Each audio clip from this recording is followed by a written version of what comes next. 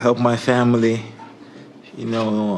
try to get them out of the struggle, the challenges we were facing when we were kids.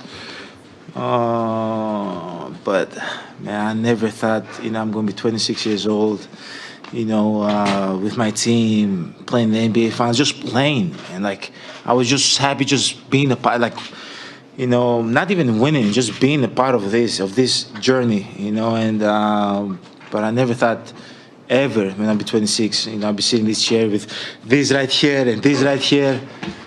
Man, we've come a long way. Don't let nobody tell you what you can be and what you cannot do. People told me I can't make free throws. I made my free throws tonight. Taylor in the Woodstock of basketball, the Deer I made them, District. I'm not supposed to make them. But I'm joking. Actually, I'm not. But yeah, just believe, man. I hope I give people around the world, from Africa, from Europe, give them hope. That it can be done. It can be done. 8.5 years ago, before I came to the league, I didn't know where my next move will come from. My mom was selling stuff in the street. And now I'm here, sitting in the top of the top. And I'm extremely blessed. And that's why I'm extremely blessed. If I never have the chance to sit on this table ever again, I'm fine with it. I'm fine with it. But I hope this can give everybody around the world hope. Allow them to believe in their dreams. When you re-signed your contract, your extension, I'm sure it was with this in mind. Well, could you imagine it happening for you the way that it's happened? No. Man, I couldn't live. There was a job that had to be finished. I feel like the Bible did not pay us justice. We give credit to Miami Heat. They played great, but it did not pay us justice. Everybody was feeling homesick. We're a family-oriented team. We wanted to see our families, but coming back, I was like, this is my city. They trust me. They believed in me. They believed in us. Even when we were lost, the city still was on our side. And obviously, I wanted to get the job done. But that's my stubborn side. It's easy to go somewhere and go and win a championship with somebody else. It's easy. I could go. I don't want to put anybody in the spot, but I could go to a super team and just do my part and win a championship, still win. But this is the hard way to do it, and this is the way I chose to do it, and we did it. We did it, man. Yes, you did. Giannis had roughly half the Bucks' points for most of this game, ended up scoring just under 48% of Milwaukee's points. Only Michael Jordan and Elgin Baylor accounted for a higher share of their team's total points in a final team draft, the one where Anthony Bennett went first, and there was no real consensus of who was going to go first. We know now, of course, who that should have been. Back then, he was an impossibly skinny kid who looked kind of like a baby giraffe, all arms and legs, and you wondered how long it might take him to figure out how his body worked. Turns out, not that long. Not much longer than it took us to figure out how to correctly say his name, or better yet, the simple cheat of treating him like NBA royalty and calling him by just one name. Now Giannis can also be called champion. At 26, with multiple MVPs already, he's now done the thing that makes the rest of his time a free roll, and he said as much. He's gotten to the top of the mountain. You don't think one is enough to be considered an all-timer? Maybe not. But I've always looked at a title like a down jacket in the winter. You just need one. Even if it gets old, starts looking a little bit tattered, it'll always keep you warm, and it means you never get asked, why don't you have one? When the Bucks stalled against Toronto 2 playoffs ago, then bowed out quickly in the bubble, it became easy to dismiss him as a regular season problem, one that had a solution when series got rugged and the games grind you into dust. But this postseason has helped make it clear to those who might have struggled to see that he is unique, not rare, unique, one of one as a talent. Maria Taylor in the Woodstock of basketball, the Deer District. So cool. Congratulations, Milwaukee. You are the 2021 NBA champions, and a lot of that is thanks to your Greek freak and two-time MVP, Giannis Antetokounmpo. Maria Taylor alongside Adrian Jalen Rose. As you can see, we've been a part of the celebration. As the confetti was coming out, you know, the stage got a little bit of it. But just give me an instant reaction to what we were able to witness here tonight. Phoenix outplaying expectations this year. Congratulations on making it to the NBA Finals. But this atmosphere reminds me, and I've been doing this for 19 consecutive years, all championship rings ain't created equal. Not at all. It hit different when you build and you stay. And in 2013, Giannis and Chris Middleton were on a team that was 15 and 67. In 2021, they just won 16 straight. They just won 16 games to be world champions. An iconic finals performance by Giannis Antetokounmpo. He always believed he could will this franchise to a championship. He's done it 8 years ago. He got out of plane in New York at the NBA draft for Milwaukee, had no idea where it was on the map. He's put it back on the NBA map, and I think this is a victory not just for Milwaukee and Giannis, but small markets in the NBA, that this is still a formula to win titles. But also, here's what he did that was genius, Woj. When this team didn't reach their goals the last couple of years, when Philadelphia was still processing and the Raptors and the Heat were winning the East and the Nets created a super team, you know what he did? He reinvested in this team and re-signed before the season. There were so many people in basketball that were imploring Giannis to leave. So now when you stay, you make it calm for everybody else. There's no panic for Middleton. There's no panic when you add Drew Holiday. They know you're invested, and he was so very dominant today. I said it once before, but I'll say it again. Giannis decided not to chase a championship like we've seen happen before, but to build one right here in Milwaukee. He was surrounded with the incredible role players to support him, and we've seen Chris Middleton have great games. We've seen Drew Holiday play great defense and have great games. But also, he put up a 50-piece to clinch a finals victory. That's his first career 50-point game. That's coming off of hyperextending his knee and missing 2 games in the Eastern Conference Finals. That is putting your team on your back here in Milwaukee, but how was he able to elevate his play in every single game we've watched him play the finals? First and foremost, you talked about the points, 50, which is just incredible. He's probably the 6th player to ever do that in the NBA Finals.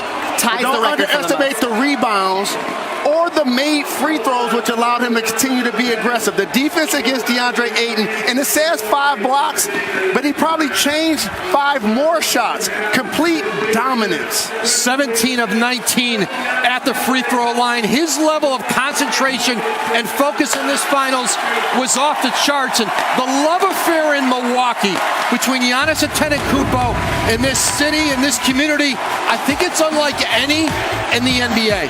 Well, it's been clear with the amount of support that they have. Like we said, 10% of the city is sitting right here behind us and or inside of Fiserv Forum because they wanted to see this game. They wanted to have an opportunity to see their MVP win a championship. I'm glad you went there. And by the way, there are only 3 people to ever be MVP of the regular season, Defensive Player of the Year, and Finals MVP. Giannis is going to be the 3rd today. The other 2, Hakeem Olajuwon and Michael Jordan. And I'm trying to tell you, Maria, watching all of these great all-NBA MVP caliber players in their prime, it hits different for a fan base when you build it and stay. I saw when Dirk did it. I saw when Tim Duncan did it. Kobe did it. It just hits different. This is a special love affair that's going to carry on for decades. Listen, Giannis just officially won NBA Finals MVP. So that means he joins Tim Duncan and Kareem Abdul-Jabbar as the only players with multiple MVPs and a Finals MVP at age 26 or younger. So if you're looking into making history for a long time to come, you got one in Giannis. And also, it's one thing to build around a great player. But when he's a tall, versatile man like Giannis, it's a game-changing thing because now all of a sudden he can be that anchor that dominates the paint, and you can still have Middleton go off. You can have Drew Holiday be terrific defensively and as a playmaker. A 3-year run for Giannis Antetokounmpo, back-to-back NBA MVPs, and now an NBA Finals MVP, and the Bucks' first championship in 50 years. Absolutely. They were able to win the regular season twice. Now they win the postseason once for the 2nd time in 50 years. 1971 and 2021. Think about that, guys. The 50-year anniversary of Milwaukee's first title becomes the beginning of their 2nd. Back to you, Kevin. Maria, thanks so much. And on a night, Giannis goes for 50. And by the way, Giannis, deservedly so, gets all the accolades. Chris Middleton, Drew Holiday, the supporting cast, outstanding as well. 50 points, tied for the most ever in a fourth playoff game in which all 10 starters shot 50% or better. It was the first time it's happened in the finals. Both teams combined to shoot 56% from the field and 57% from three-point range. We now welcome in one of the men who will be calling the game tonight, point guard extraordinaire, on and off the court, the one and only Mark Jackson is with me right now. Queens is in the building. Good to see you, my man. Talk to me about CP3 and the performance he put forth in Game 5. I know it was good, but in the end, it wasn't enough, particularly with that foul he committed against Giannis on the alley-oop, basically sealing the deal for the Milwaukee Bucks, not in the favor of the Phoenix Suns. What can CP3 do to make up for that, Mark Jackson? Well, he's got to be better, and he would be the first to tell you. The numbers said he had a good night, but if you break it down and watch the footage, it wasn't a CP3 that we become accustomed to watching. First ballot Hall of Famer. He's got to take care of the basketball. He's got to be more aggressive offensively. He's got to get guys involved, and he's got to lead this basketball team offensively and defensively. So he's a student of the game, a guy that watches film, and I'm sure that if he watched the film, because it was me, I would nitpick and say I've got to be better to put ourselves in a situation to see a Game 7. Mark Jackson, Monty Williams, the coach of the Phoenix Suns, was on the record stating that they got to do whatever they've got to do to make sure that the Phoenix Suns and the Milwaukee Bucks are back on the plane for Game 7. What can the Phoenix Suns do tonight to make sure we're all back on the plane for Game 7? I think they'll be ready. They have great leadership in Monty Williams. They have a fighting, competitive spirit. You look at this team that in the bubble had to win every game to give themselves a chance to be in the playoffs. They did that. This team has handled adversity exceptionally well, and I expect tonight to be no different. It's going to be a heck of a ball game, and it's far from over this series. Mark Jackson, I'm critical about this. I've been nitpicky about this. I think Cam Johnson should see more playing time. The guy can shoot. They need another shoot up in there. What are your thoughts about that real quick? Well, he's a talented basketball player, can shoot with range, has size, the versatility to defend multiple positions, and he's gaining more and more confidence. He has played well every time he's been called upon in this series, and I wouldn't be shocked to see him play bigger minutes. Speaking of the Milwaukee Bucks, let's transition to them anyway. They can win it all within the next 48 minutes of playing time, obviously. What do they need to do? How should they approach tonight's game? Well, there's one way to approach it. That's with the mentality that the 60,000 plus outside or the 20,000 in this arena will not score a basket. They won't get a stop. You can't all of a sudden think because you're at home in a Game 6 situation you're going to win the title. You're playing against a dangerous Phoenix Suns team that's coming to force this series to go back to Phoenix. You have to respond with the same defensive effort that you played with and the same way of sharing the basketball offensively. The three-headed monster in Giannis and Drew Holiday and Chris Middleton played great basketball. They're going to need it again. Our point guard, speaking the truth as always, Mark Jackson. Appreciate you, man. Have a great night calling the game with Jeff Van Gundy and Mike Breen. Absolutely. All right. Mark Spears, Drew Holiday, the impact that he's had on this Bucks team. Speak to that for a second. When are we going to start respecting him as a defender? I know Chris Paul is an amazing offensive player. He is first team all defense. I mean, that's Drew Holiday. Three-time all Olympic competition, Team USA. Obviously, Drew Holiday, after this finals is over, he's scheduled to go over to Tokyo along with his teammate Chris Middleton, along with Devin Booker.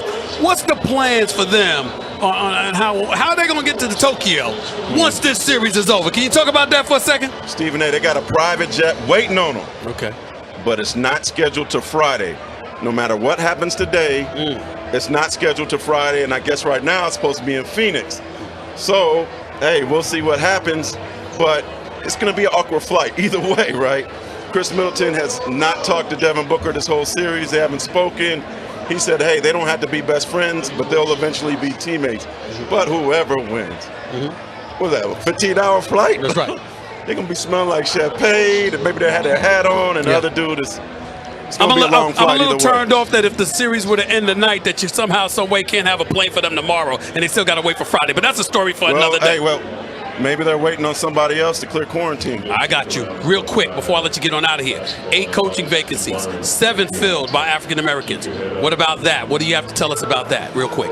Me and you have been hard on the NBA about their lack of black coaches. now is 13 out of 30. If you consider the Asian coach in Miami and the Hispanic one in Charlotte, half of the NBA's coaches now are coaches of color. Wow. Adam Silver said they still have a lot